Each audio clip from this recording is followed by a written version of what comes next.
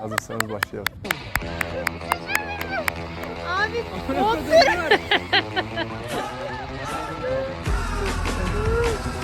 Yapma. Dur.